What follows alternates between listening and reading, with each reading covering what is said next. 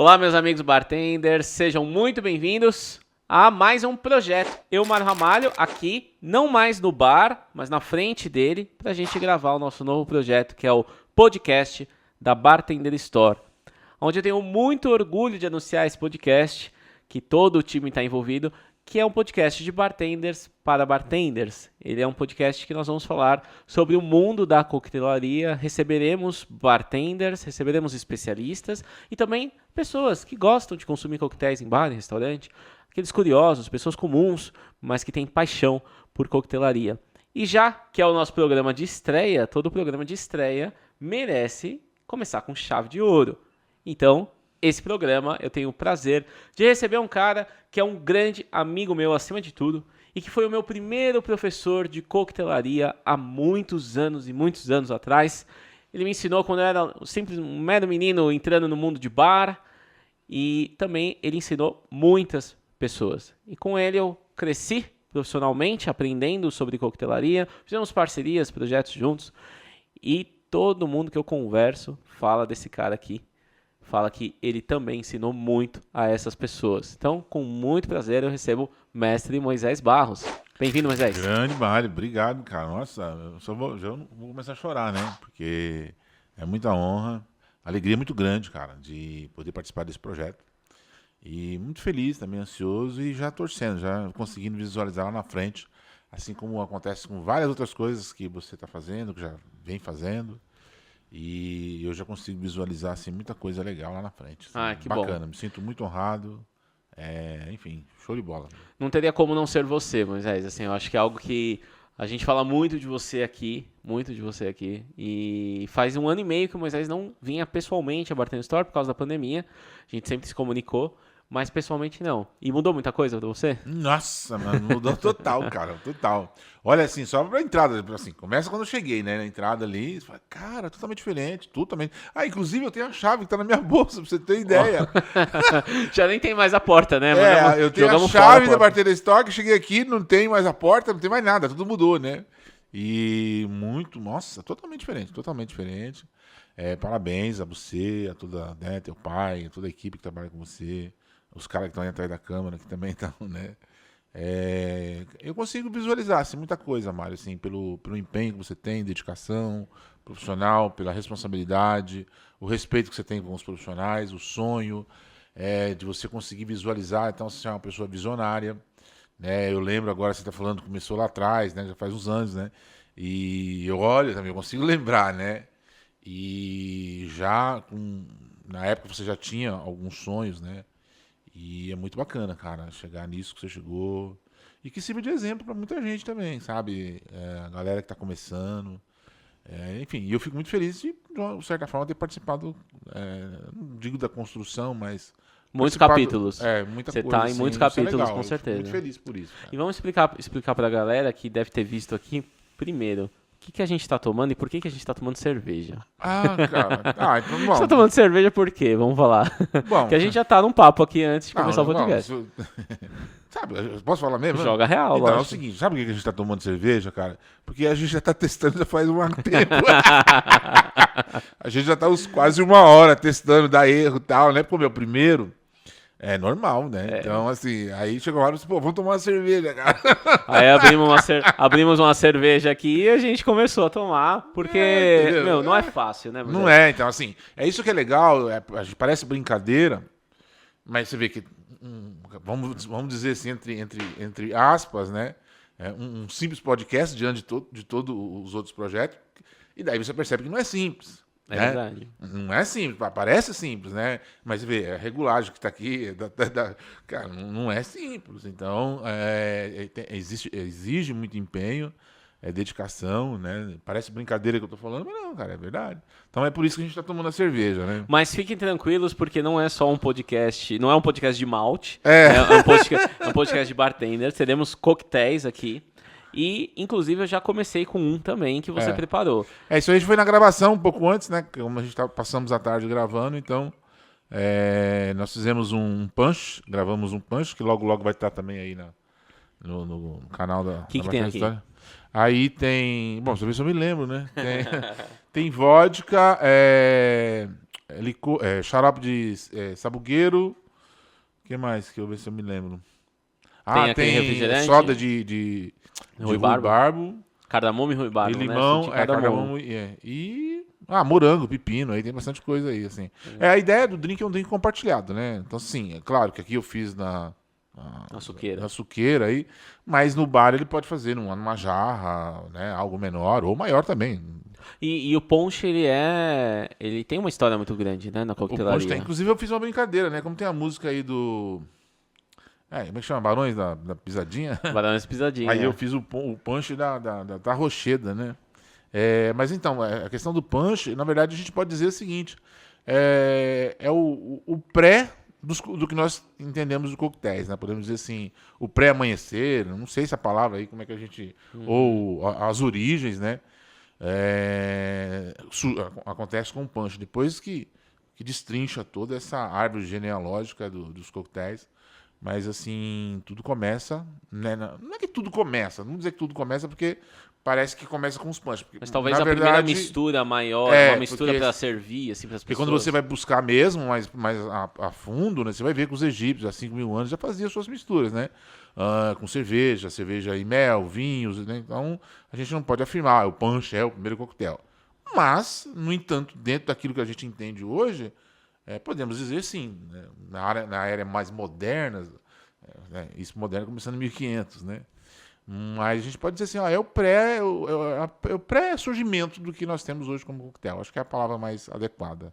E talvez as pessoas não estejam acostumadas a se surpreenderam agora, mas punch não é só com vinho. Não, na sua origem... Que não tem, né? Hoje em dia, na verdade, sim. Hoje em dia é até difícil classificar punch comparado à sua origem, né? Hoje você tem punch de 10 ingredientes, 8, né? Evoluiu. Assim como o coquetel em si, quando você faz a comparação da definição dele de 1803, né, até 1806, hoje é muito complexo, né? Não tem aquela simplicidade que tem lá. É um aguardente, um bitter, açúcar. Hoje não, hoje é muito mais amplo. É a mesma coisa que acontece quando você fala de punch, né? No início era simplesmente 5 ingredientes, que aliás alguns entendem que é o próprio número 5, né? Hoje não, hoje você tem aí um punch com N variações de ingredientes.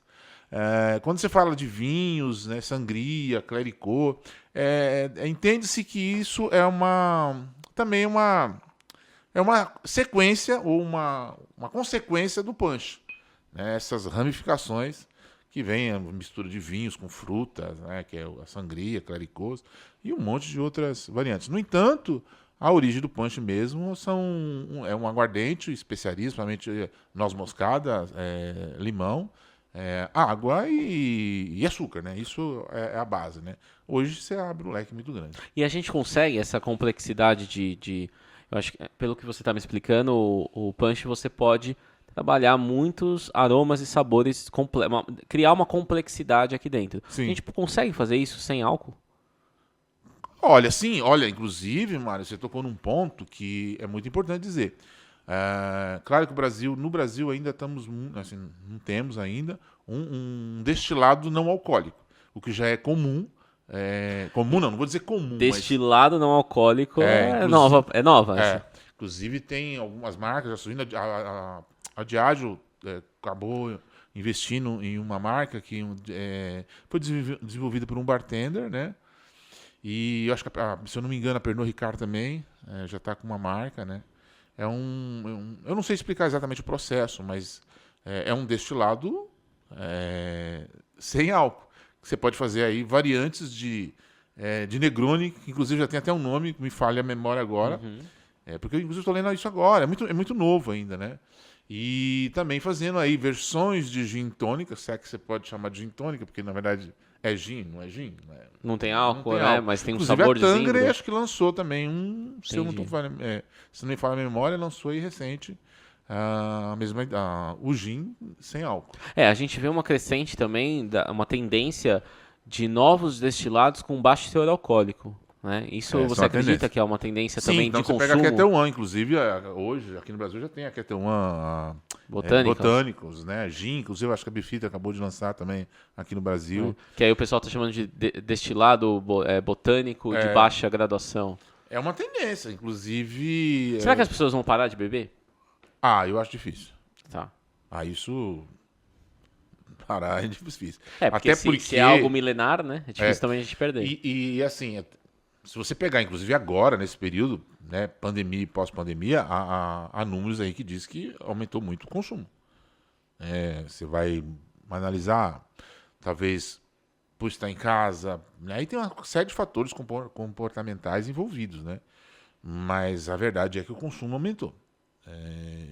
Agora, há uma tendência na redução do volume alcoólico das bebidas. Você tocou num ponto interessante que depois eu vou querer retomar aqui, que é essa questão da pandemia fazer com que as pessoas bebam mais. Eu acho que envolve muito a responsabilidade ali do bartender.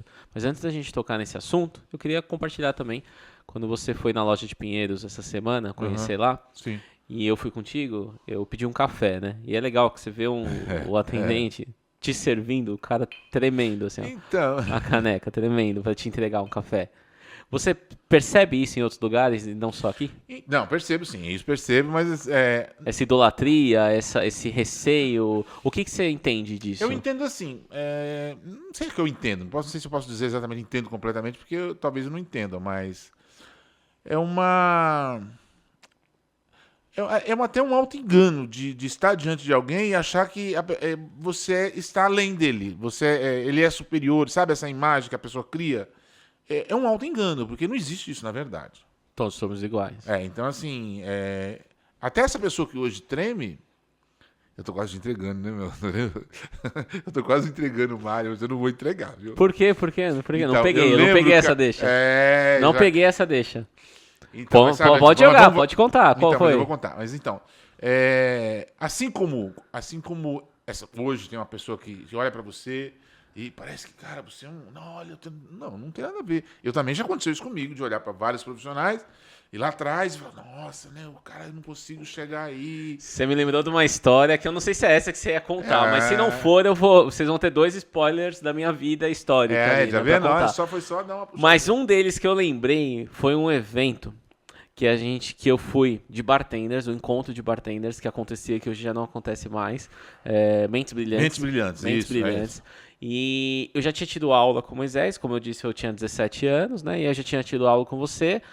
E aí, nesse meio tempo, rodei aí o mundo de bar, abri a Bartender Store, comecei meu projeto, peguei o primeiro escritório. Acho que no segundo escritório eu te reencontrei. Isso, nós nos encontramos no Mentes Brilhantes. E eu lembro que eu tava na época com a minha namorada na época e eu falava pra ela assim, é o Moisés.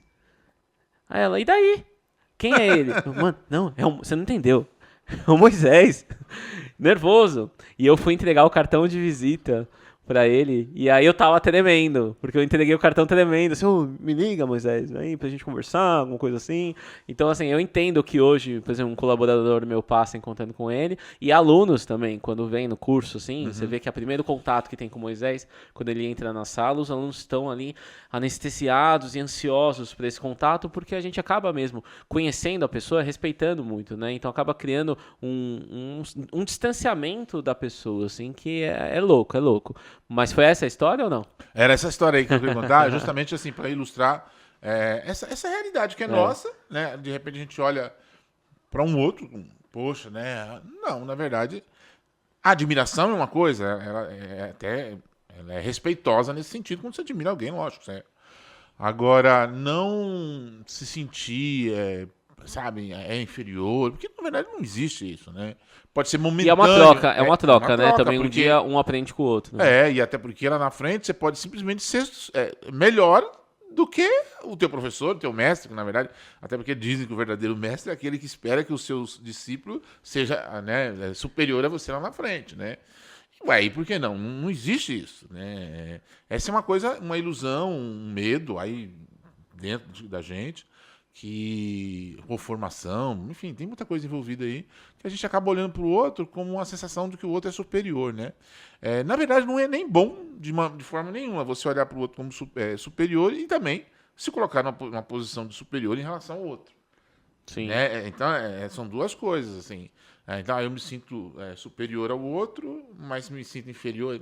Na verdade, não é uma coisa nem outra, né? Então, isso a gente passa, mas assim, não, é todo mundo igual. Eu até brinquei outro dia, lá em Foz do Iguaçu, acho que eu até comentei com você, né? Eu passei no bar lá, uma pessoa que trabalhou comigo, ele também tremia, né? Aí eu cheguei no bar, aí o chefe dele falou assim, pô, faz um drink pro Moisés, né?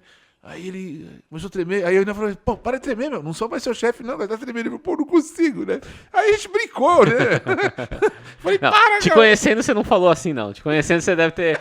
Eu acho que você chegou bem na orelha do cara, assim. Para de tremer, caralho! Tá achando o quê? Serve direito? Mas assim, né? Mas assim, foi um tom de brincadeira, tanto que depois eu voltei lá, hoje ele tá melhor, sabe? Até pela brincadeira que eu fiz com todo mundo, né? Porque na verdade não tem isso, né? Mas é bacana ver o respeito, isso é legal. Inclusive, aí eu tenho que te dizer, porque quando eu voltei aqui, voltando agora, eu fiquei também meio surpreso, né? Porque por essa recepção e o pessoal olhando assim, gente que eu não conheço, né? Não conhecia pessoalmente. E que também não me conhecia pessoalmente, assim, respeito, né? Fiz a reunião aqui, né? Todo mundo, né? Que legal, né? Hoje mesmo, quando a gente estava montando, né? Aqui, pensando no que ia gravar. Nossa, aí que legal, né? E aí eu falei assim, nossa, que bacana, é bacana. E eu acho que é uma expectativa que gera, porque assim, nesse 1 ano e meio, acho que na época que você estava dando aula aqui, a gente tinha mais ou menos uns 20 funcionários. E hoje a gente está caminhando para 40 pessoas no time. Sim. Então, literalmente, é muita gente que não te conheceu pessoalmente. Mas, pô, você entra aqui, tem sua foto ali na entrada, junto com outros bartenders. Sim. E tem os vídeos no YouTube e tem o nosso bate-papo. Às vezes a gente senta numa reunião de marketing e a gente está sempre trazendo experiências do passado para a gente poder pensar como vai ser os próximos passos do futuro. E aí você faz parte desses capítulos da Bartender Store. Então, fatalmente, a gente está sempre falando de você e aí as pessoas ficam ali nessa expectativa, né? E faz mais de um mês que eu já tinha fechado com o Moisés. O Moisés está vindo exclusivamente para fazer o podcast, alguns vídeos e dar um treinamento para esse time hoje em dia, né? E foi algo que eu também pensei muito, Moisés. Assim, eu gostaria que os meus atendentes tivessem essa mesma possibilidade que eu tive de ser treinado por um especialista e também de ter uma visão da área da coquetelaria, que eu acho bacana aqui na loja, o atendente poder compreender para continuar essa conversa de bartender para bartender. Então, tá todo mundo, assim, a gente ainda não vai, a gente está gravando hoje, daqui 3 dias a gente vai fazer esse curso, então o Moisés ainda vai ficar aqui 3 dias para desenvolver, e o pessoal tá muito ansioso. Então, eu não posso te falar como foi, porque a gente não fez ainda. Vai acontecer, mas depois a gente fala sobre isso. Mas, Mário, assim, é muito legal você tocar nesse ponto, e assim, de formação, né, treinamento, né, curso, seja para equipe ou quem de fora, né? Uma coisa assim é importante, né? A gente que dá aula, a gente que treina, a gente também precisa ser treinado o tempo todo. A gente precisa receber informação. Não é uma, sabe? Não é uma coisa assim, não vem do além assim, não, cara, bem pelo contrário. É o tempo todo tendo que. Eu fico, inclusive agora, assim, eu fico depois da pandemia. Comecei a olhar uns cursos de várias pessoas, vários outros profissionais, assim, que a gente precisa fazer, até porque para saber o que a pessoa pensa, sabe, para interagir, não existe essa coisa, assim, você sabe, não, você está sempre aprendendo, ao mesmo tempo que a gente ensina, tem muito mais às vezes para aprender do que para ensinar, tem muito mais coisa para aprender, né, porque é imenso, e é legal, assim, porque você olha o quanto você cresceu, você evoluiu como pessoa, como profissional, e você olha para frente o quanto ainda falta, né, para crescer. E se você for olhar isso quando você administra, você que é mais ligado à gestão, você tem que olhar os seus pontos fortes, seus pontos fracos, né? Onde você precisa melhorar. Cara, a gente também na vida pessoal, em tudo, a gente tem que fazer isso. Sim. As ameaças externas, Sim, as ameaças internas. E quando a gente fala de algo pessoal, as ameaças que estão aqui dentro da gente, às vezes, superam as externas. Então, sempre tudo isso, cara, né? Porque hoje você pode ser um chefe de bar ou só um bartender, amanhã você vai ser um chefe de bar, e por que não ser gerente, por que não ter seu próprio bar? Hoje, assim, o bartender já foi aquele tempo lá atrás que o bartender simplesmente assim, Nossa, você vai ser bartender, né? Mas você vai ser o que depois, né? Por quanto tempo você vai ficar fazendo esse servicinho aí? Não, é uma carreira, né? Então... E eu acho legal, até para exemplificar aqui pro pessoal, né, Moisés, que quando o pessoal fala, a gente fala, o mestre Moisés Barros, todo mundo idolatra, todo mundo conhece, respeita, mas a galera que não te conhece pessoalmente também não sabe como é que você chegou aqui. Né? Uhum. Então, o pessoal fica assim, mas como que ele chegou lá? Até para servir de exemplo para as pessoas também, e as pessoas entenderem que nada vem fácil, né? Você não virou mestre da noite para o dia e reconhecido da noite para o dia. Uhum. Então, eu queria que você contasse um pouco da sua história aqui, e enquanto você vai contando, a gente tem um quadro e um podcast de bartenders, né? Então, eu vou preparar um coquetel para você, e depois eu vou querer também que você faça um coquetel ali. Perfeito. Tá? Então eu queria saber, vai contando o pessoal, enquanto isso eu vou lá atrás do balcão, vai contando o pessoal como é que você começou. Então agora eu tenho que olhar pra câmera, é Pode isso? olhar pra câmera, Então, onde você quiser, olha pra mim também, porque podcast do Moisés eu vou Barros. passar pela frente da câmera, tá aí, É ó. isso? Então agora eu tenho que aprender a olhar pra câmera, né? Respondendo a sua pergunta, Mário, é muito engraçado o jeito que eu comecei. Na verdade, eu nunca imaginei trabalhar num bar. Não tinha a ideia, eu era office boy.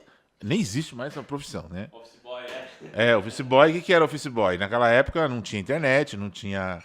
office boy é aquele cara que pagava, não era nem boleto, era duplicata, né? No banco. E eu era esse cara, né? Que saía nas ruas pagando os bancos, pagando duplicata, levando, enfim, tudo que era documento a gente levava. E um dia, um funcionário da empresa que eu trabalhava, né, junto comigo, ele era do almoço xerifado, e ele fazia uns extras no restaurante, na época em São Bernardo, na rota dos restaurantes, que hoje em dia praticamente nem tem mais, né? Onde tinha os grandes... tinha grandes restaurantes. Hoje praticamente todos estão fechados. Que era o São Judas, Florestal, São Francisco. Naquele período, inclusive, tinha shows. O São Judas chegou a fazer show de Chitãozinho e Chororó, com o Roberto Carlos. Era um negócio muito grande. A gente tá falando de mais ou menos que ano? Ano 88 para 89, 88, 87, 88, para ser mais exato. Agora molecão. E era um Dia das Mães, quando ele fez essa tá procurando gente para trabalhar no Dia das Mães, né? Porque Dia das Mães, para quem não sabe, Dia das Mães é um inferno trabalhar em bar e restaurante. Assim como Dia dos Namorados, né? É muito... As datas sazonais ali, que são as mais abertas. Mas o Dia das Mães não é assim, é muito grande o movimento. E aí eu fui, totalmente inocente, nunca não tinha noção. Aí cheguei lá, me colocaram para lavar copo, claro, né? Era na Copa. Eu nunca levei copo. Nunca imaginei, mas lavei tanto copo, lavando tanto copo, e os garçons gritando, né? Porque era uma coisa enorme. Quebrou? Não tem como, né? Um monte. Mas era uma pia enorme, era três pessoas lavando copo. E a gente tinha que lavar, passar pra Copa, né? Pro pessoal que fazia suco, fazia as caipirinhas. E os garçons chegavam aquele monte de bandeja. Era um negócio enorme, assim. E aí os garçons gritavam, tá faltando copo. E, tá nadando, né? A gente falava muito assim, tá nadando, você tá nadando. Não, mas eles gritavam, né? Aí beleza. Só que, 3 horas aquele copo não acabava. Você lavava copo, não acabava, chegava mais copo, não acabava. Aí o garçom gritava que tava faltando copo, o pessoal da Copa gritava que tava faltando copo. Aí eu pensava assim, falei, nunca mais eu venho aqui nessa porra. Sabe? Eu falei, cara, nunca mais, isso é loucura, né? Aí, beleza, passou, terminou, né? Venci. Aí eu fui receber.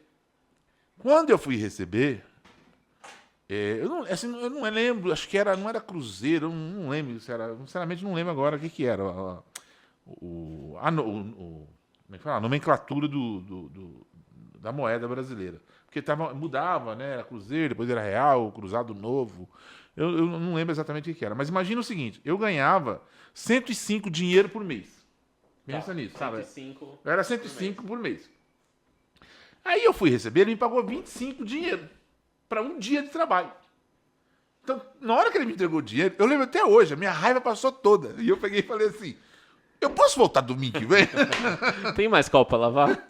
Eu não esqueço disso, porque foi um negócio, mas era muita raiva, porque assim, eu ficava, tipo, nunca mais trabalhei assim, sabe? Tipo, nunca mais eu volto nisso aqui.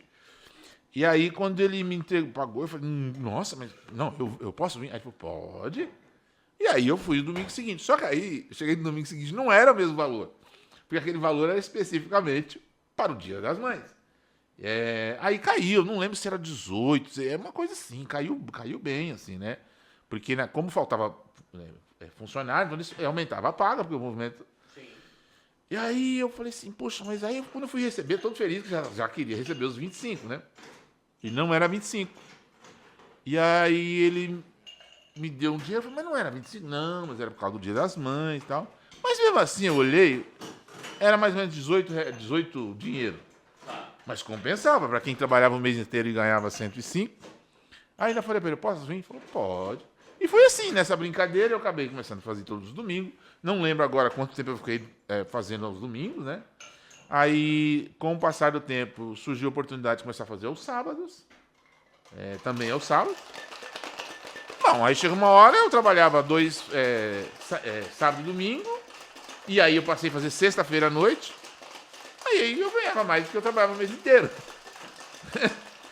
Então aí eu teve uma oportunidade, saiu um cumim, eu acho que foi um cumim que saiu. Então, aí eles me chamaram para trabalhar direto. Aí eu fui, não pensei 2 vezes. Cheguei lá, pedi a conta e nunca mais. Então, mas era assim, era lá, na época cumim, você não podia nem chegar na mesa quando o cliente estava.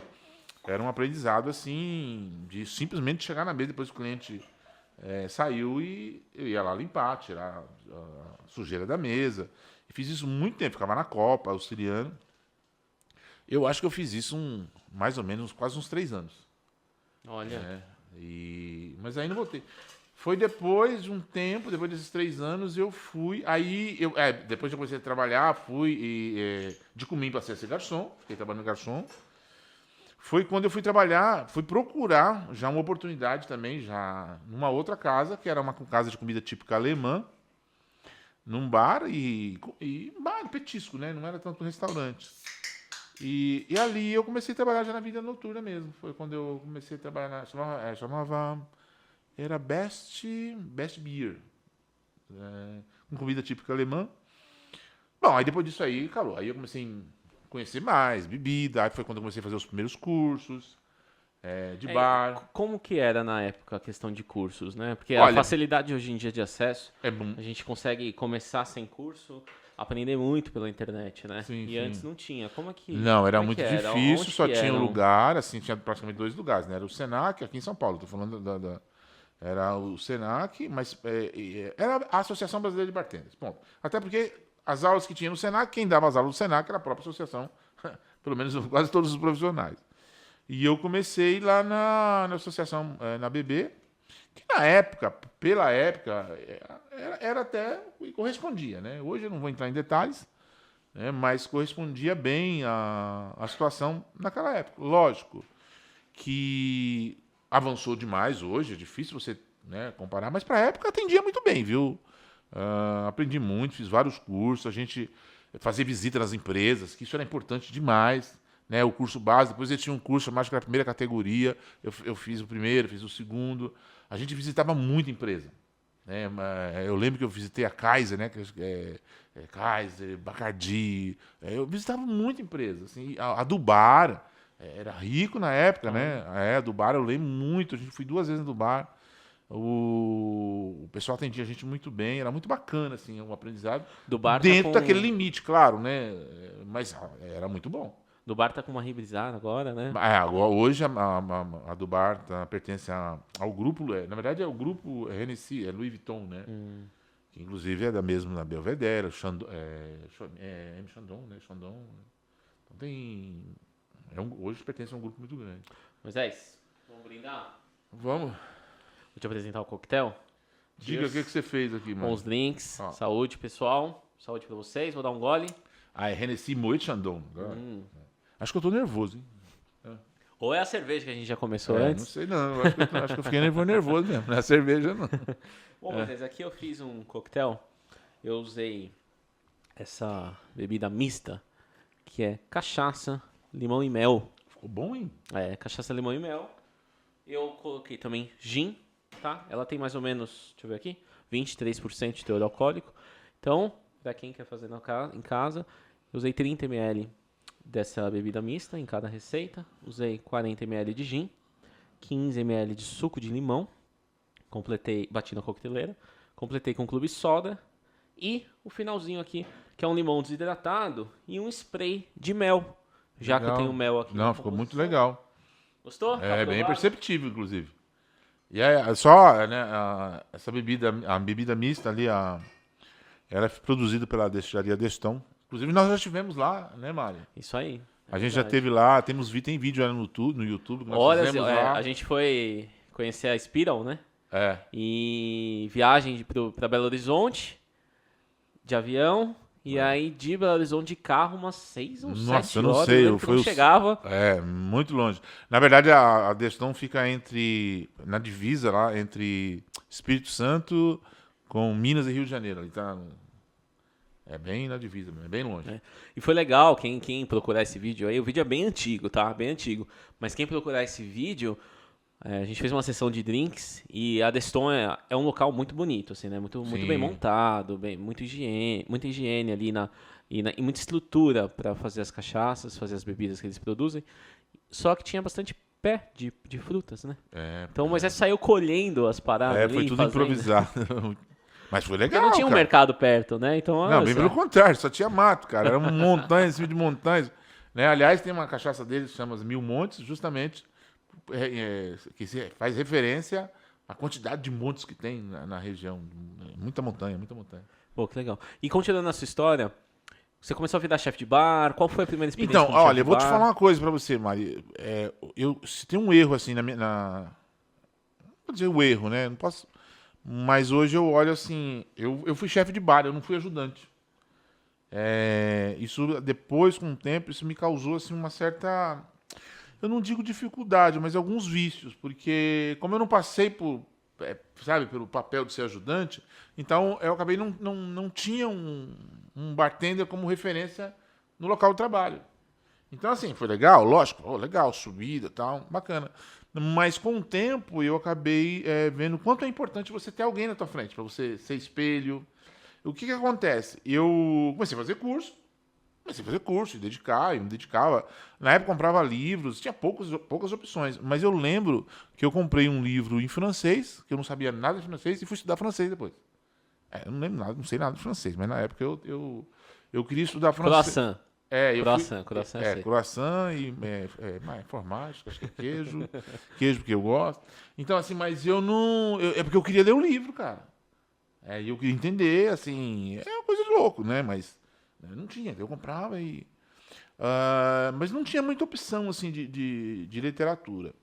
E aí, o que acontece? Eu trabalhava, mas mesmo assim, eu me dedicava com aquilo que tinha. E trabalhava... Aí depois eu saí dessa casa de comida típica alemã.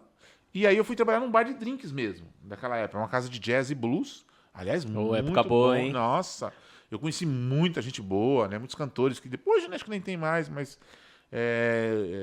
eu trabalhei em casa de shows, assim, muito bacana, né? Eu não sabia dessa história, hein? Era uma casa de jazz e blues, assim, muito legal. Aliás, eu aprendi a gostar de jazz lá. Era jazz, assim, de terça, sábado, shows. Era bacana, uma casa muito legal. E... Quais eram os coquetéis da época? Na época Alexander era um negócio muito popular, né? Alexander, alguns ainda mantém, né? Manhattan, os clássicos continuam. São né? clássicos. É. Mas existia assim, né? Na Alexander existiam as versões populares também, né? Meia de Seda, Tesão, aí tem um monte de outros, né? Maria Mole, né? Mas os clássicos sempre eles existiram. E nesse bar trabalhava muito com os clássicos na época. Era um bar bem legal. E aí tinha o chefe de bar, tinha o bartender. E aí eu trabalhava de garçom nessa época, não era no bar, eu trabalhava de garçom, só que eu fazia curso, eu corria atrás, eu gostava, eu comecei a gostar. Inclusive depois eu conheci o Derivan, foi nesse período que eu conheci o Derivan, trabalhava num bar, chamava Ficus Bar, que depois ele veio a ser, acho que dono do bar, eu não me recordo bem. E... Tinha cabelo? Ele tinha, eu brinco com ele até hoje, cara, toda vez que eu encontro ele. Um abraço, Derivan, beijo grande. E assim, como eu me dedicava, o dono gostava muito da minha atitude, né? E aí o que acontecia? Não sei se hoje eu posso dizer assim, era um erro dele, inclusive é meu amigo até hoje. Né? Gilberto, Gil, chama até hoje, Gil da Pulsar, que ele tem a parte. Sempre teve. Ele trabalhava na época com informática, estava bem no começo, e continua até hoje. E, cara, foi gente que a gente continua amigo, né? E ele um dia ele chegava assim e falava assim, pô, Moisés, vai lá, faz uns drinks pra mim, né? Coisas novas que você tá aprendendo, juntava os amigos. cara, agora pensa em você entrar no bar que o chefe é o responsável. E aí começou a guerra, né? Porque eu não era bartender, né? Na época nem essa expressão usava. E eu era um garçom, tava fazendo curso. E ele que era o chefe, assim, e o dono pedia pra mim. É meio complicado, né? E aí eu entrava no bar e ele não gostava. Aí começou um atrito. Até um dia que o dono do programa mandou ele embora e colocou eu no bar. Não, É uma coisa assim. Não sei, complicado, mas. É esse. Merecimento seu que tava Só que trabalhando. então, mas aí, por outro lado, foi a dificuldade que eu já peguei um bar assim, sem ter alguém na frente trabalhando como espelho. Sim. Então, assim, foi muito de pegar os cursos que eu estava aprendendo e colocar na prática logo em seguida. Então, tem muitos erros que eu cometia, organização, né? Eu demorei muito a aprender a organizar bar. É legal você estar falando isso, porque assim, muita gente sai de curso, principalmente a gente presencia muito isso aqui, o pessoal sai de curso achando que vai... você mesmo está dizendo que você gostaria de ter passado por essa claro, etapa. claro Então, que sim. Eu não digo que seria sorte, mas muita gente quer ter essa, aspas, sorte de sair do curso É besteira. e virar chefe de bar, virar mixologista da casa. Escutar de você que falar o contrário, falar, não, me fez falta. Eu fiz isso que todo mundo quer, mas me fez falta. Isso é legal. Me faz falta porque assim, e assim como na vida, Mário, se você não tiver um espelho, não vou dizer que tem que ser sempre assim, porque o espelho, ele pode ser através de livros, de várias outras, não sei, vou usar a expressão aí da PNL, de modelagem, né? Uhum. Mas, às vezes, você tem alguém mais próximo, não vou dizer que se torna mais fácil, mas menos complicado, né, de você olhar. E aí tem erros, se você comete os erros, você não tem ninguém para dizer para você que está errado, né? E você só descobre depois na frente e é complicado. Às vezes você descobre no horário errado, no momento errado. Então é sempre bom você ter alguém assim que já cometeu os mesmos erros, já cometeu alguns erros que vai dizer para você não cometer, você vai cometer outros, né? E então eu falo que me fez falta porque depois tive que bater muita cabeça, descobri muitas coisas sozinho. Então é bom você ter alguém na frente que já passou por aquele processo, né? Que vai te orientar, você está fazendo errado.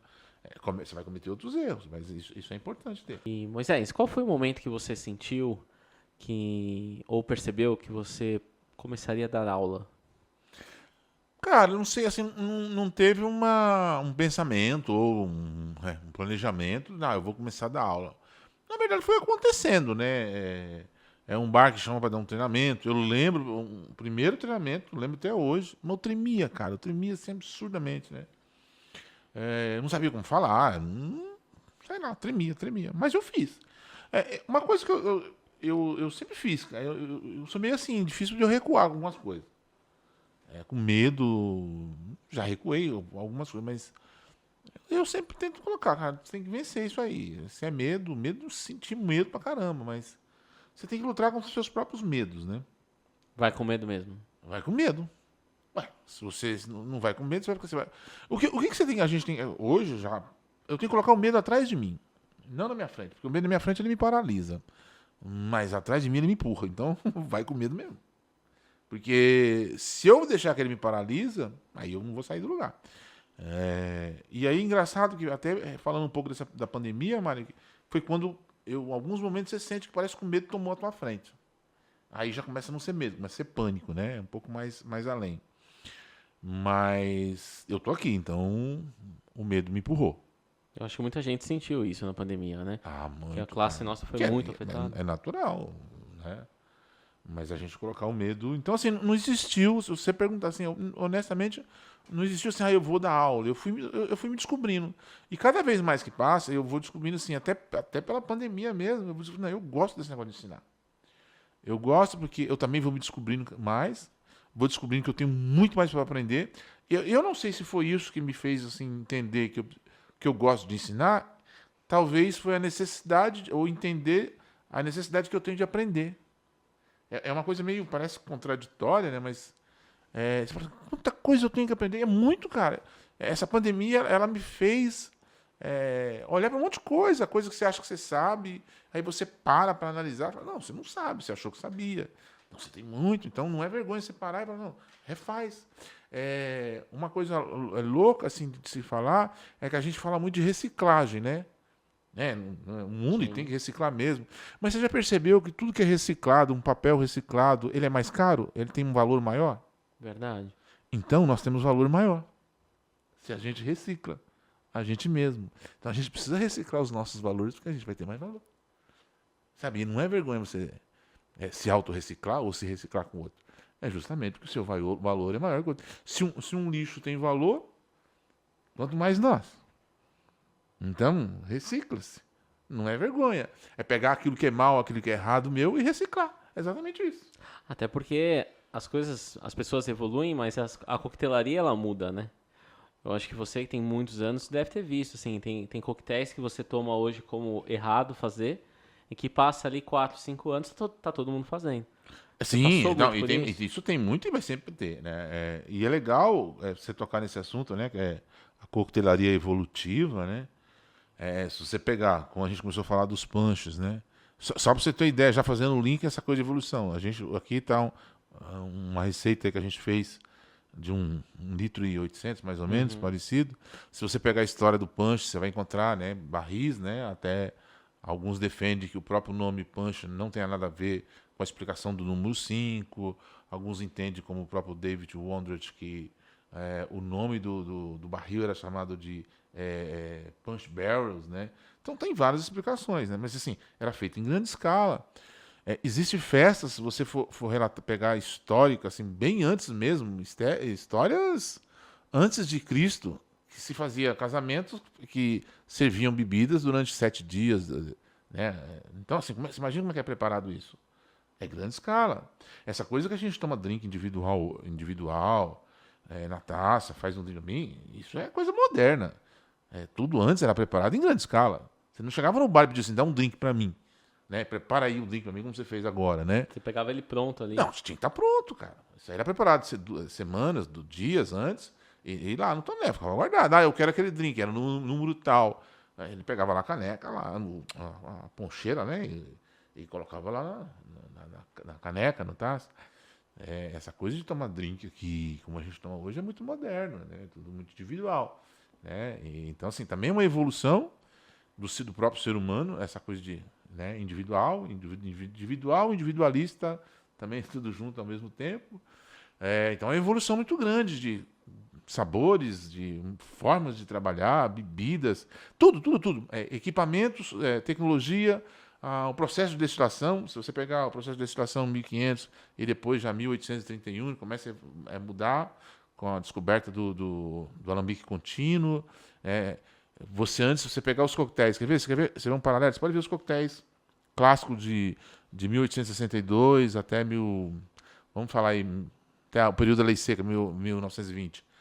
Praticamente bebidas envelhecidas, amadeiradas. Absinto, vermute com vinhos, e todas as bebidas são envelhecidas. O que acontece depois? Aí, se você pegar assim, o quanto a cultura tique, né, ela contribuiu muito para o que nós temos hoje. Isso que você fez, colocar fruta, ter bebidas destiladas brancas. O tique contribuiu bastante com isso. Óbvio, não é só o tique, mas o processo de destilação, onde você consegue ter uma bebida de qualidade, que ela acabou de sair do alambique, você consegue usar. Antes não, você precisava envelhecer, você precisava fazer um monte de coisa para que ela se tornasse bebível. Né? Palatável. Então, assim, é uma evolução de tudo. Hoje você tem vodkas que você... Tem vodka não, as vodkas são assim, pelo processo de produção, na qual terminou de destilar, praticamente você já pode beber. Né? Mesmo cachaças, né? É possível. Lógico que precisa um processo de descanso ali, mas hoje é possível, de tanta tecnologia. Então, é uma evolução de tudo, sabe? Da indústria, das descobertas, frutas, sucos, tudo evoluindo. Né? Equipamentos que vão surgindo hoje, veio surgindo, está surgindo. Você tem que falar de coquetelaria molecular, né? Que, embora a gente não use muito, mas tem coisa da coquetelaria molecular que ficou. A espuma que a gente usa é do movimento molecular, a defumação. Então, mesmo que você não usa tudo que teve no início da molecular, a gente usa. E a gente não sabe quando vai voltar, né? Tem muitos coquetéis que viram moda, entram e saem. De repente, por que não lá na frente? Mas tem muitas outras voltar coisas. Voltar com caviar, voltar com espaguete, voltar com alguma coisa, talvez não apenas... Porque quando a coquetelaria molecular estourou no Brasil, isso era muito novo, né? Então você literalmente chegava num bar e você ia comer um espaguete de caipirinha, você mordia uma melancia, a melancia tinha gosto de mojito.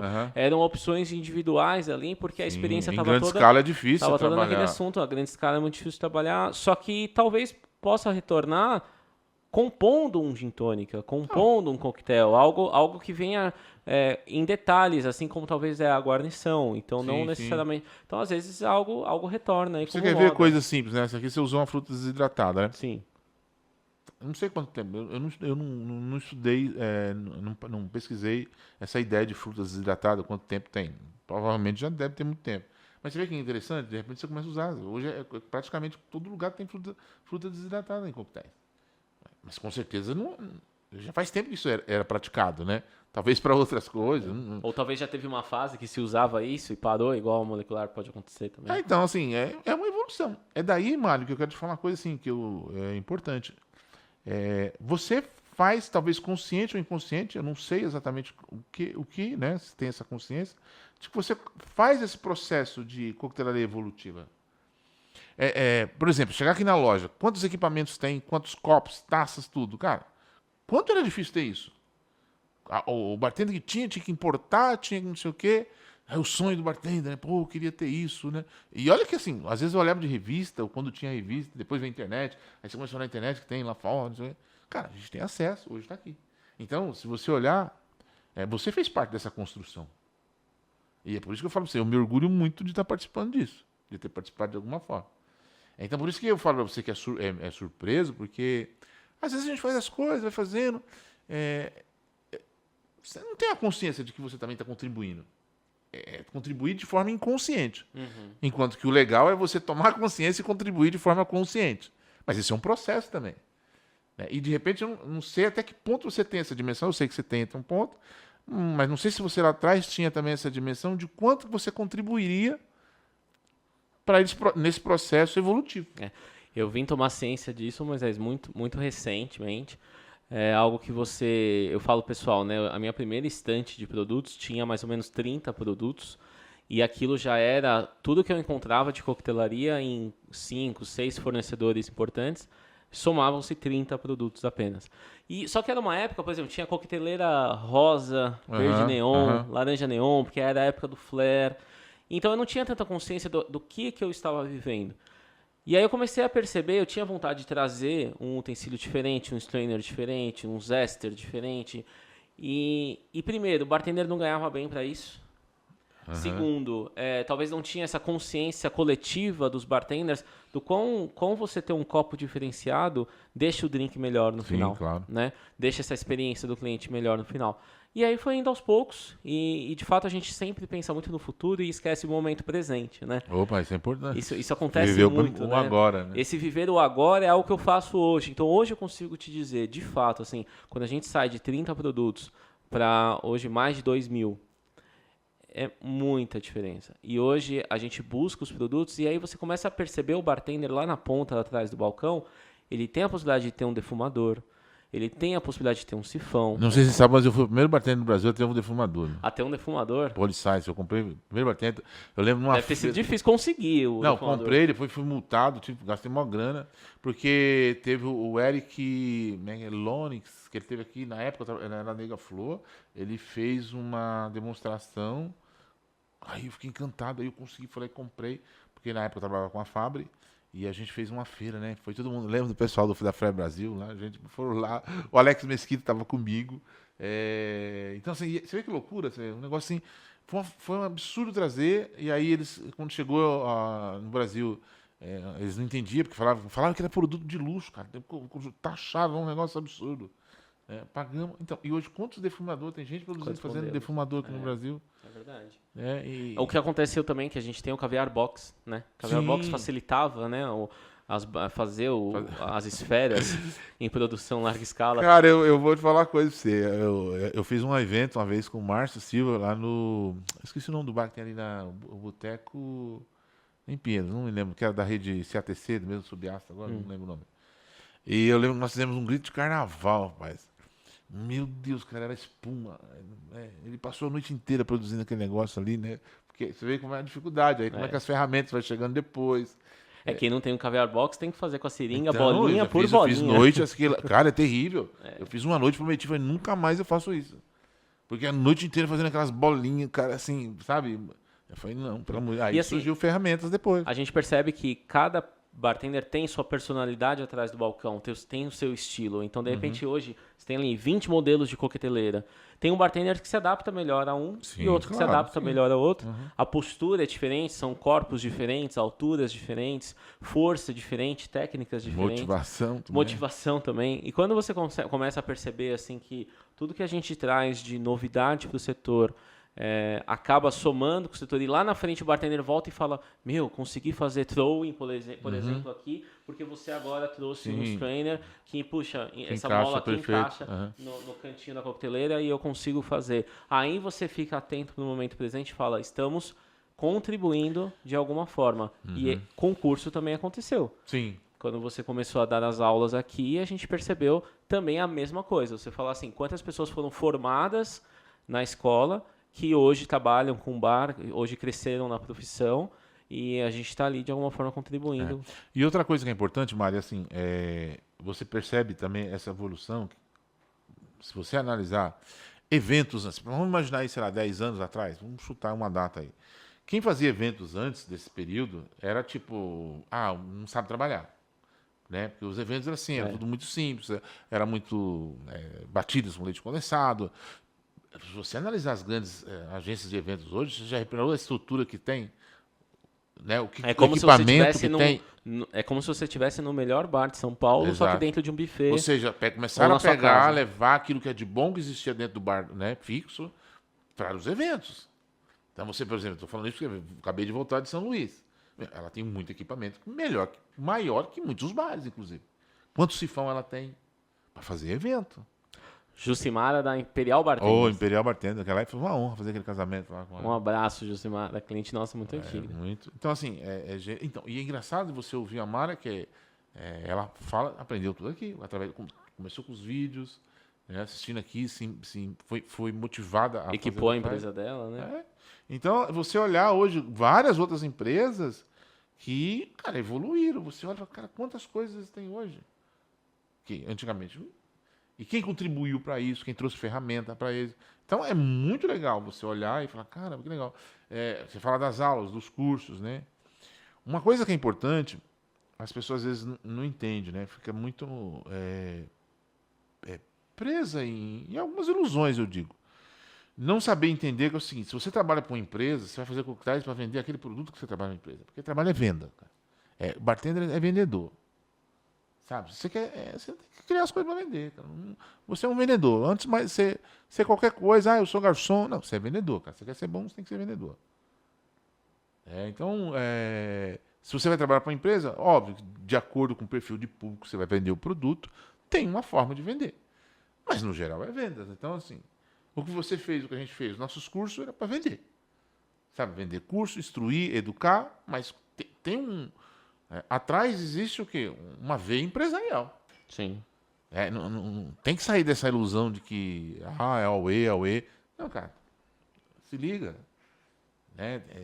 Tem que entender. Trabalho, né? Trabalho, é negócio. É tanto que eu lembro que um curso de gestão, o primeiro curso dos outros, né? Mas o primeiro curso de gestão que a gente fez, aqui, gestão para bares para eventos, né?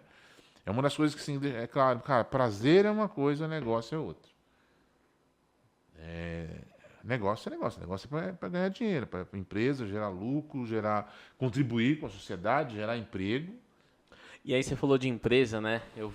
Esse papo vai ser bom. Agora eu vou sentar na sua frente pra gente conversar sobre isso.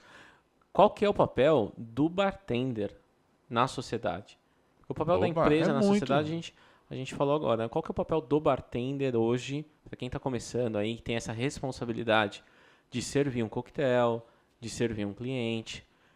Eu acho que o pessoal, às vezes, não tem uma visão mais ampla. Qual é o papel do bartender hoje em dia numa sociedade? Então, você quer que eu já vou para lá? Manda aí. Bom, então, agora eu vou inverter, né? Então eu vou falar do lado de lá e o Mário vai sentar aqui e vai tomar meu coquetel. O coquetel dele tava bom, né? Vamos tentar fazer um melhor. Beleza? Beleza, vai lá, vamos lá. Pessoal, quem quiser, a gente vai disponibilizar as receitas feitas aqui no programa, num corte no nosso canal no YouTube. Então, se você quiser aprender esse meu coquetel, que eu fiz com uma bebida mista com cachaça, limão e mel, gin, suco de limão e clube soda, essa receita aqui do punch do Mestre Moisés, e agora serei servido, terei a honra, junto com vocês, de conferir Mestre Moisés trabalhando, e a gente vai continuando o bate-papo aqui, né, Moisés? Consegue? Dá pra fazer? Acho que um dos papéis do bartender é esse, né? Aprender trocar a falar, ideia. né? Trocar ideia. Eu acho que Aprender a fazer drink, conversar psicologia, né? Virar psicólogo também, com certeza. O papel do bartender cada vez mais, assim, né? Se você olhar, embora não tivesse esse nome, mas ele já existia nas tavernas, às vezes mesmo sem ser remunerado, né? Tavernas romanas, europeias em geral, até se tornar os pub, consequentemente os bares, né? Ele sempre existiu. Talvez não fazia drink sofisticado, mas servia cerveja, de alguma forma ele servia bebida, vinho, né? Inclusive, uma das coisas que contribuiu até, não foi isso exatamente só isso, mas uma das coisas que contribuiu para que essa mudança acontecesse, enquanto que o bartender só servia vinho, cerveja, né, algumas comidas nas tabernas, ele então, a questão de impostos, né, cobrança de impostos, cervejas começou a ficar muito caro, a tributação, né, muito alta. Então daí também começa a surgir outras opções, busca de opções de misturas. Dizem alguns historiadores que o punch também surgiu por essa, não vou dizer por essa razão, mas uma das razões foi essa, né? Então, ou seja, mas o papel do bartender, ele sempre teve presente, né? Não sei o nome que se chamava lá em Roma, né? Mas o papel dele é importante. E continua sendo importante. Hoje, praticamente é uma carreira. Vou puxar aqui para você, que ele fica mais fácil para você falar. É uma carreira. Outra coisa, você tem que preocupar com a questão do álcool, não só pessoal, mas aquilo que você está servindo, porque você trabalha com, por incrível que pareça, mas é uma droga. É verdade. A gente tem que entender que aquilo que é uma droga lícita, mas... Traz entretenimento, né? Traz... Mas, assim, ela é classificada como uma droga, né? Embora também... É alimento? E eu sou bartender, ali eu tô na frente do balcão. O que eu tenho que fazer se o meu cliente começa a consumir, e você percebe que aquilo ali tá alterando ele? O bartender é responsável por isso ou não? Ele é responsável, sim. Eu já cheguei a parar de servir pessoas... inclusive os amigos brigaram comigo porque eu queria que eu continuasse servindo. Eu falei, não vou servir. Mas a gente vai chamar o gerente, né? Que às vezes eu falei, não, então pode chamar o gerente, pode chamar o dono. Eu não vou. Porque é o seguinte, eles estavam tomando muito shot. Muito shot. E uma das pessoas estava ficando ruim. E os amigos naquela, né? Não, beber mais. Eu falei assim, não, já tem um. Eu falei, não vou servir mais porque a pessoa não tem mais condições e vocês estão incentivando ele a beber mais. Ele não tem mais condições. Não, mas como? Eu falei, não vou servir. Mano, passou 5 minutos, ele caiu. Foi quando aí eu falei, por isso que eu parei de servir. Então, é um papel sim do bartender, inclusive donos, gerentes, precisa ter essa compreensão. Porque não é só negócio. Porque aí é o contrário, né? Acabei de falar que é importante o negócio, né? Só que existe o seguinte, a vida do ser humano, aí não tem negócio que pague, entendeu? Vou vender mais, né? Lucro. Mas tem que ter esse limite. Esse é o papel do bartender, sim. Ele ter essa consciência, e ele tem que ter. Aí não interessa se o gerente vai ter, se o dono não vai ter.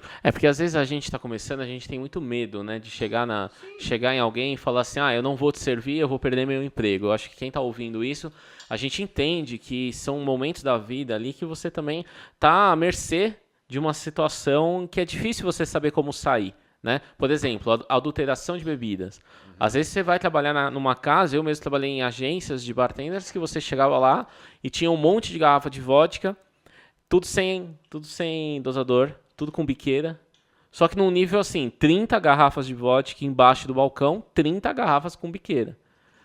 E aí você fica meio desconfiado, você fala, vou trabalhar... Tudo bem, eu entendo, quebrar uma, quebrar outra, para você poder colocar a biqueira, vai facilitar o trabalho. Mas eu acabei de chegar no evento.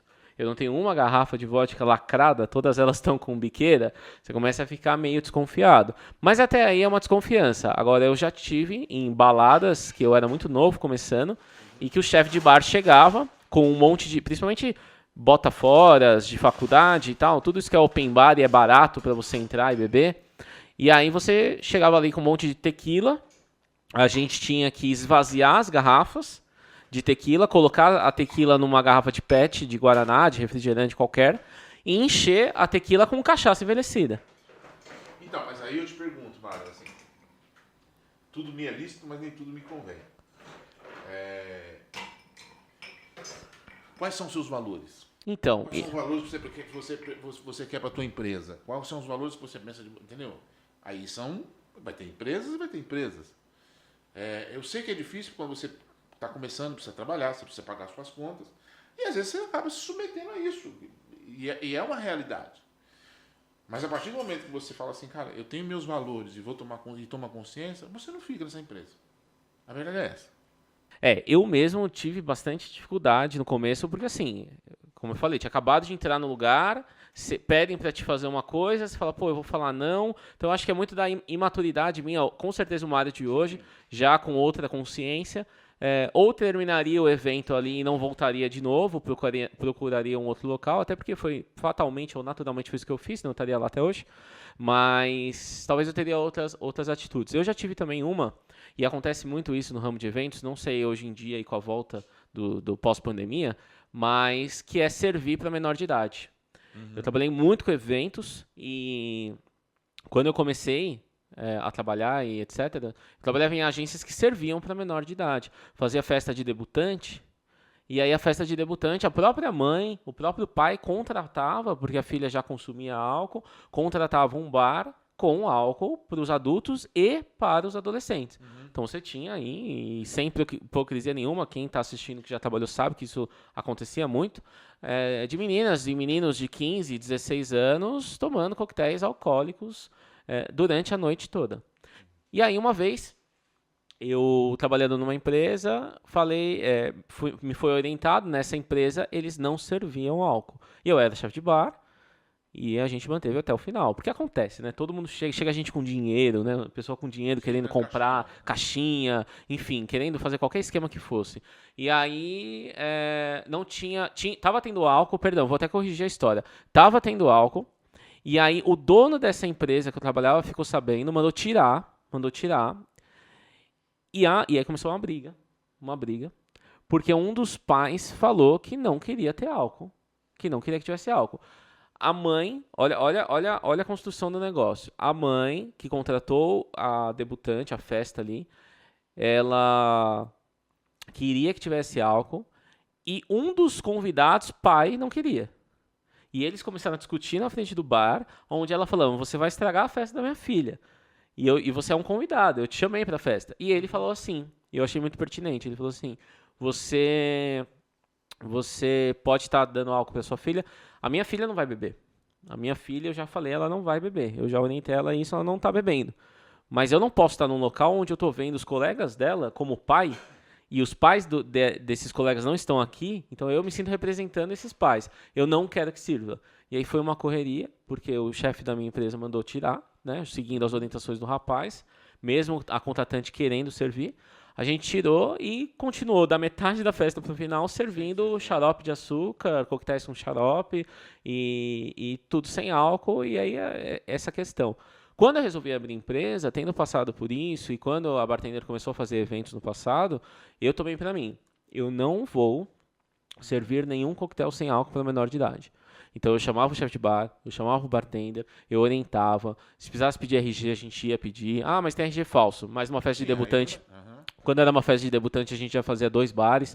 Um bar embaixo, um bar no mezanino, só os adultos, fazia pulseira. A gente fazia de várias formas. Só que a diferença que mudou, que não causou isso que causou na festa daquela moça quando eu era mais novo trabalhar, é porque eu já combinava isso com os pais. Ou seja, os pais que me procuravam para contratar, era isso que eles esperavam. É um mínimo. Eles falavam assim, o mínimo que eu espero de uma empresa é que não sirva álcool para meu filho. Então, fatalmente, há um encaixe de clientela de acordo com o que você está disposto a servir. E aí eu recebia muita gente, dono de empresa, falando, pô, Mário, eu também quero parar de servir álcool para menor, mas eu não consigo, porque eu tô com medo de perder venda. Aí eu falei, esse é o tipo de cliente que você quer? Então, mas você vê que é engraçado. Mas aí, de novo, qual que é a motivação dele? É o medo. É muito louco isso, né? E é o medo. Não é a certeza. Então ele não tem a certeza do valor dele. É lógico, eu estou falando assim, não estou dizendo que é fácil. Né? Você paga, você tem as contas para pagar e tal. Não é um negócio fácil. Mas isso acontece no seu dia a dia. Mas a clientela, para quem está com esse receio, a clientela ela se ajusta. Quando você se propõe a fazer um jeito, não é esse cliente que eu quero, não é um cliente que vai embebedar a filha e etc. Então, e se assim fosse, você viu um monte de porcaria aqui, por quê? Porque você tem conta para pagar. Então, e não é assim que funciona. Exatamente. Mas, da mesma forma que existem várias outras empresas que têm valores na qual elas acreditam, que contribuem para a sociedade, e elas trabalham em cima desses valores. Acredito que, por isso que uma das primeiras recomendações que todo mundo que vai falar de negócios fala, e a gente faz, é cria missão, visão e valor, antes de começar o negócio. Sabe, no plano de negócio já cria missão, visão e valor, porque depois é mais difícil arrumar. Se você começar errado, começar com algum valor distorcido, é mais difícil você corrigir sua clientela, porque você já começar certo. No entanto, Mário, isso é fato, mas assim, também você pode, é difícil, mas é mais importante que você, no meio do processo, você compreender e tentar mudar. Porque nem sempre a gente sabe também, né? Tem coisa que a gente toma consciência depois. E aí é difícil, eu concordo assim que você já adquiriu, você já tem um faturamento para a tua empresa, né, e de repente você tem que cortar, realmente é muito mais difícil. Então, se tomar consciência desses valores, do que você quer para sua empresa, uma visão clara, né? Visão clara, é clareza daquilo que você quer. Que nem sempre a gente tem quando a gente começa. Mas quem tem, cara, é um privilégio enorme. Então, o que é importante? Buscar clareza antes de começar o negócio daquilo que você quer. Buscar. E aí entra um outro fator, você precisa se conhecer. Saber quem é você, o seu propósito, a sua missão, daquilo que você vai fazer.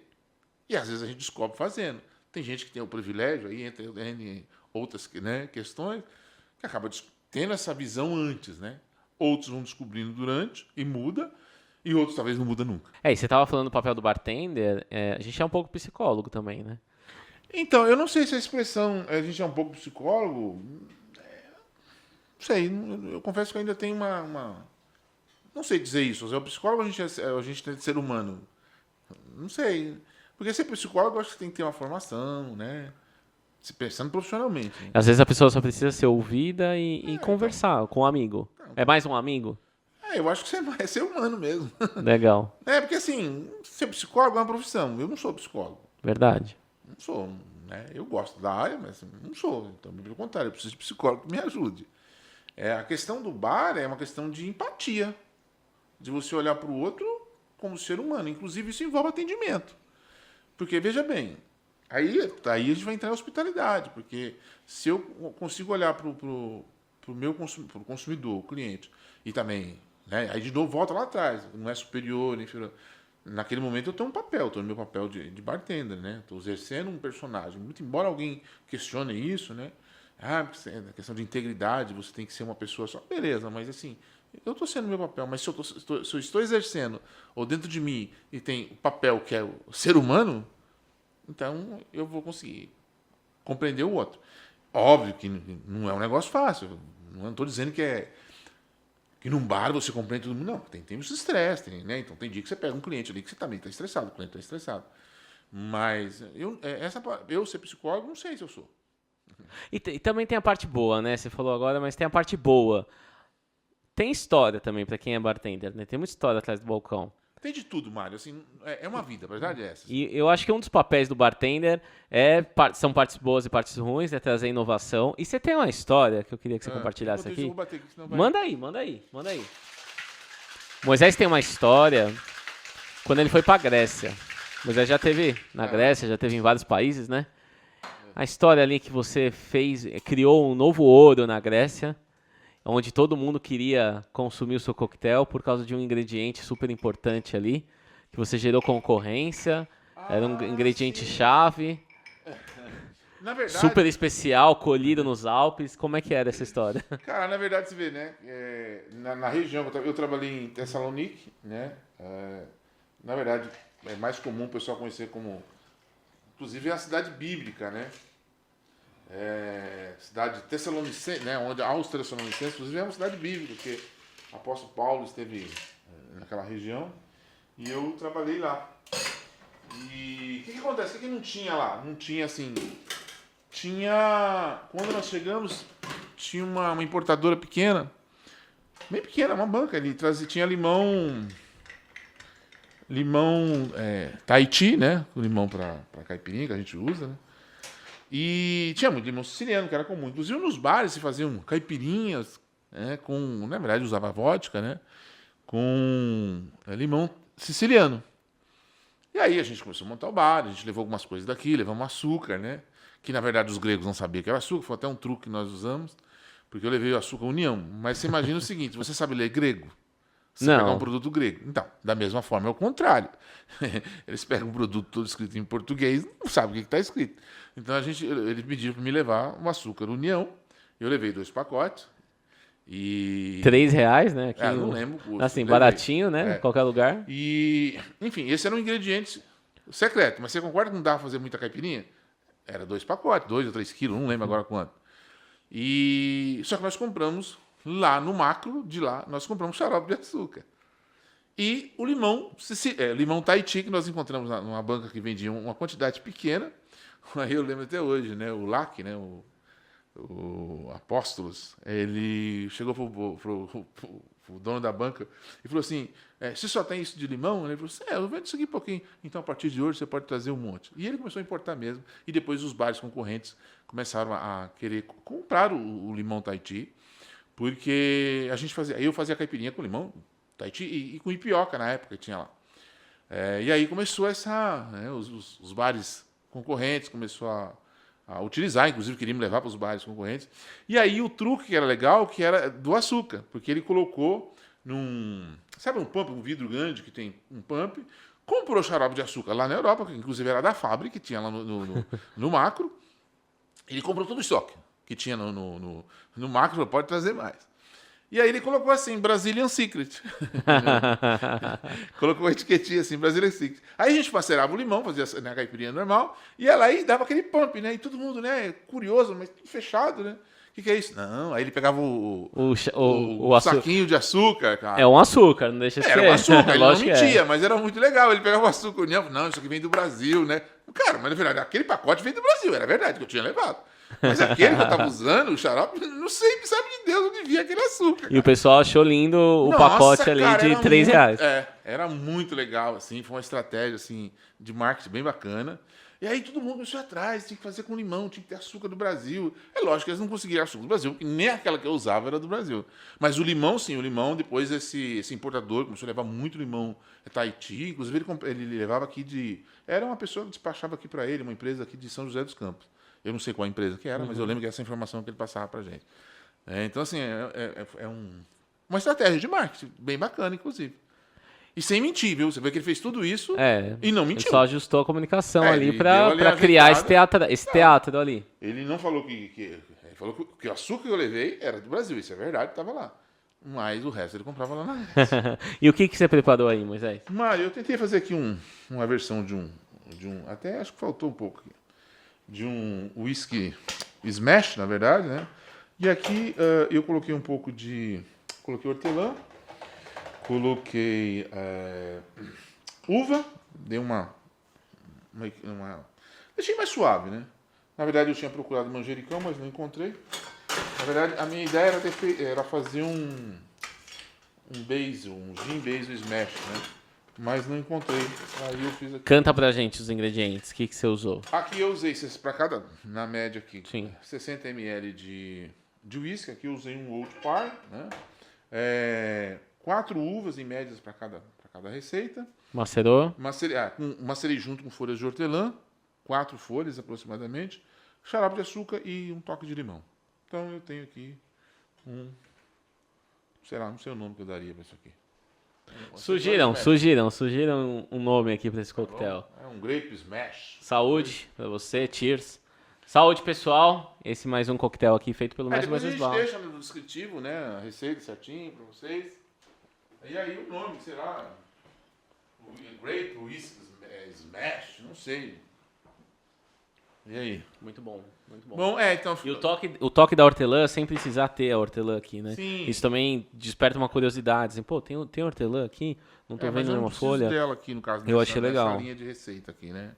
Eu posso macerar, ter o sabor, o aroma dela, sem ter ela presente, né? No sentido físico, né? Sim. Então, tá aí, ó. Sei lá, grape whisky smash.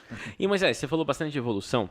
Muita gente encara um próximo passo no mundo de bartender, você virar consultor de bar. E hoje você é um consultor que já abriu vários bares e restaurantes. Explica um pouco pra gente qual o papel de um consultor. Então, consultoria é uma das coisas mais difíceis, inclusive muita gente pergunta pra mim, né? É precificação. Eu também passei por isso, é difícil. Depois você fala assim, cara, como é que eu precifico, né, aquilo que eu faço? Né? Primeiro, aí depois com o tempo... Como você cobra, como você cobra. E aí é engraçado, Mari, que com o tempo você começa a descobrir o seguinte: tudo vai de você se conhecer. De novo, volta a falar daquilo dos valores. Como é que você cobra alguma coisa se você não sabe o seu valor? E aí, o seu valor aí apresenta em tudo.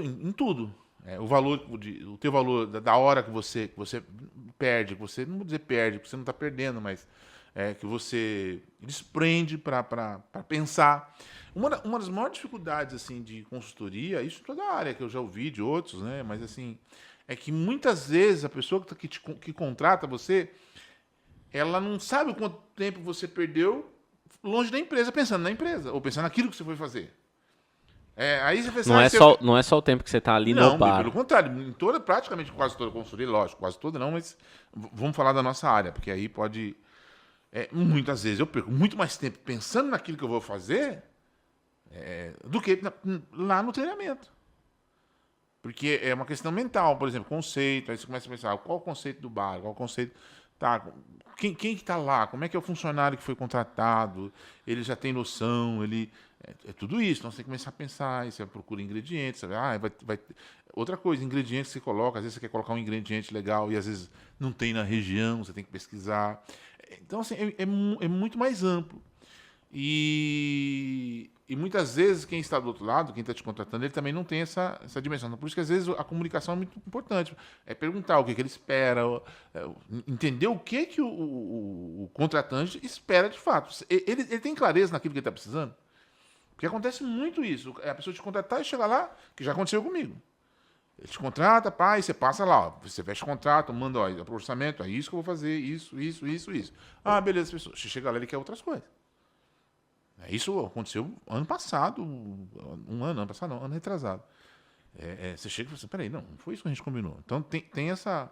Agora, no entanto, é muito gostoso da consultoria. Você passar conhecimento. Também não planejei, também foi coisa que foi acontecendo, foi difícil precificar, foi difícil entender o meu valor, exatamente dessas coisas, assim, quanto tempo eu perco, como é que eu cobro? Que é a pergunta que a maioria das pessoas que começam pergunta hoje. Como é que eu cobro? Eu vejo nos grupos, sabe? Eu participo de vários grupos. Então, cabe a mim fazer essa pergunta. Como que eu cobro uma consultoria? Então, Mário, assim, envolve muitas coisas. Assim. Primeiro, hoje eu consigo pensar assim, eu começo a avaliar o quanto que é o meu valor profissional, o quanto que eu gasto. Tá. Eu gasto um monte de coisa. Qual o seu custo de vida e o seu custo para se manter ali? Aí outra, eu vou estar pensando na tua empresa. Eu estou deixando de pensar em outra. Perfeito. Aquele tempo, mesmo que você não está lá, tem que estar sendo contado. Se eu não estou fazendo para você, eu tenho que fazer para outro. Então, até mesmo um orçamento, eu percebo hoje que até no orçamento você tem que cobrar, fazer um orçamento. Você deveria fazer. Dependendo do projeto, né? Porque você perde tempo, cara. Você pensa no projeto, você pensa... E ninguém está te pagando, ou seja, vai para ser aprovado e corre o risco dele pegar o teu orçamento e simplesmente olhar assim, alguém manda mais barato, ele vai pelo mais barato. Porque o orçamento também ele já é um escopo de mais ou menos o que você pretende fazer. Então a pessoa pode pegar esse orçamento e falar, vou fazer igual então. E aí não só na área. Você quer ver outra área que eu descobri agora? Quem faz, que eu estou convivendo com eles, é quem faz estação de coquetéis. Ele vai lá, eu indico, ele vai, faz um desenho, um rascunho do desenho, aí a pessoa pega aquele rascunho, que ele nem sabia que ele ia fazer, e vai e contrata um outro mais barato, com material de qualidade. De segunda. Então, assim, acontece com a gente também. Você vai lá, né, você já tem mais ou menos o que você vai fazer, né, um escopo, né? Acontece, mas assim, você aprender o seu valor em tudo que você faz, isso é muito importante. Porque, inclusive, o orçamento que você já passa, hoje eu já estou assim. Eu posso não fechar, então, mas eu perdi tempo. Mas aquele outro, alguém vai ter que pagar por isso. É daí que você fala assim, por que se torna caro? Porque alguém deixou de pagar porque não entende. Tem até um nome, né? Como é que fala isso? Spread bancário, né? Verdade. Porque ele já vai cobrar. Passa para alguém. Vai passar para alguém. Porque alguém não vai pagar, então eu já preciso calcular esse risco que alguém não vai pagar e eu preciso cobrar de você. Então você vê que... Por isso que os juros são altos e uma série de outras coisas, né? É a mesma coisa. Né? E vale a pena uma consultoria? Na sua opinião, por que vale a pena? Vale a pena porque, assim, primeiro, você está passando conhecimento e outra. A gente sofre, eu pelo menos sofro. Assim, quando eu dou consultoria, eu não viro as costas e vou embora. Porque eu quero que aquilo ali dê certo. E, aliás, a minha vida é pautada assim, praticamente, Mário, todas as consultorias, elas são sempre indicação. Lógico, hoje tem redes sociais, né, tudo, né, tem as pessoas que entram nas redes sociais, mas é muito pouco aquelas que fecham. Porque quem entra na rede social, muitas vezes, não tem muita dimensão de quanto... Não tem ainda, está começando. Acontece de fechar, mas olha... É que às vezes a pergunta está ali a um clique, né? Então vai lá, pergunta, mas não tem tanto um interesse. Os grandes fechamentos, Mário, é alguém que indica. Praticamente todos. É porque os donos de bares comunicam muito, Sim. né? E vai passando. Você fez um bom trabalho. Cara, olha, Paraná agora, assim, todo mundo... um vai indicando o outro. Eu vou indicando, o outro indica. E assim, eu vou fazendo. E eu sempre fiz isso. Eu só tive um problema numa consultoria lá em Manaus, porque, na verdade, ali foi uma falta de experiência. Eu não fechei a consultoria. Eu fui dar treinamento para alguém que fechou. Né? E eu já estava indo, eu já tinha um treinamento de outra coisa fazer em Manaus. E essa empresa tinha fechado essa consultoria, tá? E mandou uma carta pronta e falou assim, você está indo, estou sabendo que você está indo, né? Não vou falar o nome de quem é, porque você não pode executar essa carta. Aí eu olhei a carta e falei, poxa, cara, é só isso? É só executar? É só chegar lá, então, treinar, falei, já as era. outras coisas a gente já está fazendo, eu vou voltar lá depois, né? E eu já conheci meu trabalho, eu já tinha feito algumas coisas para ele. Tá cheirando a Arapuca isso aí. Mas assim, como eu já estava indo, eu falei, poxa, vou agregar um valor a mais. Né? Tipo, passagem está paga, tudo pago, então, ou seja... Aproveita a viagem. Eu vou ficar lá 2-3 dias a mais, mas tá tudo pago, o hotel tá pago, então assim, vai ser... É como se eu fosse tirar o lucro quase que livre, né? Cara, isso foi a pior burrice que eu fiz. Por quê? Eu cheguei lá, tava tudo errado, a carta não era aquilo que ele tinha combinado, que o dono veio falar comigo, e o dono não entendia que eu só estava prestando serviço, já associou que eu trabalhava para a empresa, então assim, foi mas uma única vez na minha vida, só caí daquele dia também, nunca mais. Ou eu pego consultoria para mim... Do começo ao fim? Do começo ao fim, eu não pego mais. Essa coisa de ficar fazendo intermediano, eu falei, não, nunca mais. Mas também mandei um e-mail, falei, olha, é o seguinte, isso. A pessoa entendeu depois. Só que aí o mal já estava feito, né? Sim. Mas eu não faço mais isso. No geral, eu gosto muito porque eu também torço para aquele lugar que ele dê certo. Quer queira ou não, ficou parte de mim.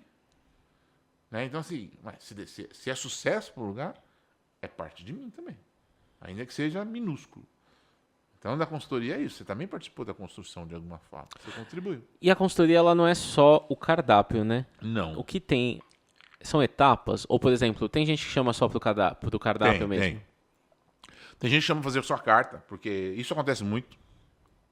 Primeiro que já tem um grupo, uma gestão formada, já mais profissional. Não precisa das informações Então, assim, a gente já tem ali, né, profissionais para isso. Agora, existe muito a questão do princípio. Tem gente que não sabe nada, você fazer ficha técnica, explicar custo, né? Donos de bar que está começando do zero mesmo. Ele sabe até um pouquinho de gestão, talvez trabalhou com outra coisa, mas você precisa começar do zero. Agora, tem muito essa coisa assim, você vem aqui fazer a carta. Tem momentos que é bom, tem momentos que é ruim. Porque assim, aí você corre o risco de cair naquele fator que eu te contei agora. Te pede uma coisa, você combina, aí você chega lá, não, mas... Eu falei, não, peraí, eu vim aqui fazer a carta. Né? É essa carta, e você passa a carta antes, é só isso. Né? Então tem muito isso. Hoje eu estou aprendendo a ser muito, dividir muito assim. Isso aqui é um curso na qual eu vou lá, faço um geral, dou sugestões de vários drinks, a gente treina, olha, eu estou indo embora, vocês criam dentro daquilo que eu mostrei para vocês. E só que aí não é responsabilidade minha. Você não vai assinar a carta. Isso acontece. E às vezes é vantajoso. Tem momentos que é vantajoso, porque assim, principalmente cidades que é onde está começando, tem poucos drinks, sabe? Que não, É vantajoso. A Porque pessoa só quer que sua equipe esteja mais preparada. E é a própria região ainda não comporta, às vezes, algumas coisas. Então, assim, pô, eu preciso dar uma treinada para o pessoal começar. Acontece muito isso também. Então, às vezes, é vantajoso. Você vai lá, olha, aqui, isso aqui, até porque você não precisa parar, pensar. Você já tem ali, é o geral, né? E se a pessoa contrata bem alguém que tem uma vontade, um compromisso no bar, na equipe dele, é vantajoso, porque a pessoa corre atrás depois. E já aconteceu, como aconteceu, até vou falar, em 2 vizinhos, uma consultoria, foi um treinamento que eu fiz lá, um curso. Cara, o menino tá crescendo. Porque foi, sabe, o start, assim? Aí ele começou a pesquisar, ele começou a fazer curso.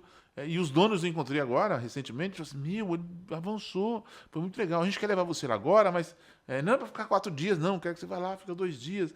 É mais um up, mas ele é dedicado. Aí você fala assim, chega uma hora, é como se você não tivesse mais... não tem mais sentido de você estar lá. Por quê? Porque alguém pegou tudo aquilo que você falou ou demonstrou, e ele, em cima daquilo, ele começou a ir atrás. Aí você olha e fala assim, cara, daí é orgulho de ver uma pessoa assim. Tipo, aparentemente você não tem mais. Não é que você não tem mais necessidade. Você tem sim. Mas não sei como é que eu posso dizer essa palavra, mas o fato de você não ter necessidade de ir lá é substituído pela gratidão de ver alguém que aprendeu. Que legal, Moisés. E você falou de precificar. Você tinha dificuldade de dar o preço. Na consultoria, você ajuda eles a dar um preço para esse coquetel, por exemplo? Sim, a gente ensina a fazer. Porque é uma dúvida também, como é que eu cobro isso se tem toda uma mão de obra envolvida, todo um estudo e tem os custos do drink? Sim, na verdade, quando a gente faz uma ficha técnica mais completa, envolve inclusive isso. Eu tento buscar o quanto que custa um bartender a sua hora, o seu minuto. Né? E aí eu tento trabalhar assim, quanto tempo eu levo para fazer esse drink? X tempo. Lógico, nunca é 100% Sim. preciso, né? Mas você tem um valor destinado a isso ali dentro da ficha, da ficha técnica. da Porque não é construção só do o custo. insumo que eu tenho aqui, né? Só a bebida. Você tem uma série de outras coisas. Você Tem coisa que exige um preparo anterior também, né? É, Algumas e outra- horas de preparo. Também. E outra, você tem também questão de manutenção, que aquilo ou não, o drink vai pagar. Ainda que seja milésimo e milésimo de Porcentagem centavos, ali, sei lá o quê, mas no drink também vai pagar. Ainda tem a questão da cozinha, tem uma série de coisas envolvidas. Mas tem que sair também. Dividindo, né, dissolvendo todos os produtos que o bar ou o restaurante vende, tem um percentual também que é do bar. Então eu tento levar sempre isso em consideração. E quando você vai criar, você levantou aí, fez um coquetel, e eu sempre fico encantado com essa sensibilidade. Como você sabe que um ingrediente combina com outro? Como que você constrói uma receita, assim, se você puder dar uma dica pro pessoal Mário, que está assistindo? Primeiro, quem vai estar começando? A gente tem. Primeiro assim, começa por aquilo que já está estabelecido. Se você montou a bartender de história, com certeza você montou a bartender de história baseado em alguma coisa que já existia. Sim. Lógico que outras coisas vêm da tua ideia, né? Que você sonha, que você imaginou. Mais uma vez, você modelou algo, né? Você Exato. modelou algo. Mas assim, nunca tudo é 100% original. Sabe? Eu não conheço nenhum ser humano que pode falar isso. Né? Então, assim, começa da mesma forma. Não é vergonhoso, não, pelo contrário. Agora, você acha que existem vários clássicos, mas quantas porcarias não foram criadas? Aquilo que não é clássico hoje. Então, porque elas foram descartadas. Então, eu faço isso. Começa pro clássico, começa a olhar outros drinks. Eu olho outros drinks, eu olho outros profissionais que fazem também. E às vezes, Mário, não é nem a receita. Às vezes é o copo que ele utiliza, às vezes é a cor. Às vezes você olha um drink e fala assim, cara, a cor te dá um estalo. Assim, você fala, poxa, que bonito ficou. Mas nem sinceramente nem vou atrás da receita. Você quer chegar naquele tom. Gera uma outra coisa, sabe? Às vezes é o ritual que ele criou, me gera uma outra coisa na minha cara, né? Então, assim, olha para quem olha, não tem vergonha nenhuma, olha o que tá fazendo, o que tá acontecendo, vê livros, cara, né? E começa a primeira coisa, começa pelos clássicos. E dos clássicos você começa fazendo modificações, né? Modifica aqui, vai fazendo, né, dentro de uma estrutura bacana, dentro daquilo que é fundamental na coquetelaria. Porque, Mário, pensa o seguinte, você não constrói uma casa no ar, você constrói uma casa no ar. Tudo que você constrói uma casa, qualquer edifício, você constrói baseado no quê? Num alicerce. Fundamento. Fundamento. Legal. Uma fundação, fundamento. Sim. Então, por que eu vou fazer coquetéis criados do nada? Então, olha para os fundamentos. Né? Por isso, quando eu escrevi lá todas as matérias, por que eu queria começar do zero, lá atrás? Os fundamentos, os pilares da coquetelaria. Porque eles já existem, não foi eu que criei, eu não invento a roda. A roda já existiu, já existe. Quem quiser aprender, tem matérias no blog Os Pilares da Coquetelaria, no blog da Bartender Story, escrita pelo Moisés Barros, e foi muito legal, que ele falou assim, Mário, eu não vou vir escrevendo do nada, deixa eu construir um passo a passo. Então, Sim. quem tiver tempo e interesse, vai ver esse passo a passo que ele desenvolveu ali, que você vai ter uma compreensão bem melhor de coquetelaria. Eu lembro quando você falou me escrever, eu lembrei, quando eu estava estudando filosofia, eu lembro da Helena Blavatsky, né? Uma escritora, espiritualista, filósofa. E uma das frases que muito me encantou, que ela falava assim, como é que é? Eu vou tentar lembrar. Eu sou apenas o laço que amarra as flores do buquê. É mais ou menos isso, não? Cara, é muito forte, mano. Eu falei assim, eu sou apenas o laço que enrola as flores do buquê. A mulher com inteligência absurda, cara. Mas E uma humildade, né? Então, e ela pegava assim, a gente chama de corpo de conhecimento, né? Todos os grandes, que eles chamavam de mestres, né? Que estava com ela. Ou assim, atrás dela. E quando eu digo atrás, gente que nem existe mais, mas escreveu, que contribuiu. Né? Em qualquer área que você for fazer, seja medicina, filosofia, metalurgia. Não, tem gente que começou, que errou, entendeu? Lembra que eu falei a importância de olhar para alguém, né? Errar sozinho, depois é difícil. Né? Quando a gente fala da alquimia, por exemplo, né? Que praticamente engloba tudo, que é hoje medicina, que é filosofia, que é química, né? Parte lá.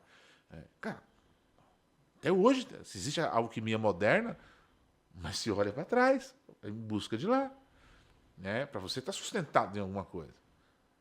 Então aí sim, se você está sustentado, você tem solidez. Solidez, você pode ir para frente. E você comentou de alquimia. Eu queria saber o seu termo, sua explicação, sua definição para mixologia. Então, eu não tenho termo, né? Eu particularmente não tenho. Então, assim, eu sou bartender, ponto.